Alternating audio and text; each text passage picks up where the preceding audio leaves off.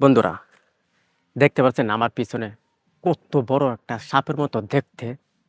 আপনারা অবশ্য ১ম এ দেখে ভুল বুঝবেন যে এটা মনে হয় আসলে সাপ, কিন্তু না, এটা কিন্তু একটি লতা বা একটি গাছ। একটি আগাছাও বলতে পারেন। এটি মূলত আমরা অনেক বড় জঙ্গলে দেখে থাকি। আর এই ১ম বার আমি দেখলাম এরকম একটি জঙ্গলের মধ্যে। জঙ্গলটা মূলত এত বড় না, ছোট একটি জঙ্গল, গাছ ভরে সেগুন বাগান বলতে পারে। এগুলো মূলত সেগুন বাগানই বলা হয় আরকি।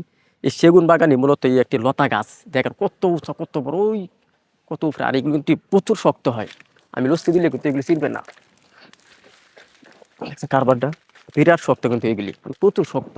আর আমাদের আদিম যুগে মূলত এই লতাপাতা দিয়ে ঘরবাড়ি বাঁধা হইতো। ঘর বাঁধা হইতো। কিন্তু এখন আর এগুলি চল নাই।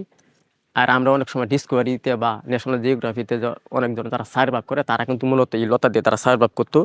এরকম দেখাইতো, মানে দড়ির দড়ির বিপরীত আরকি এগুলি। দড়ি না থাকলে দড়ির কাজগুলি এই লতা দিয়ে কাজ হয়। মানে দড়ির বিকল্প।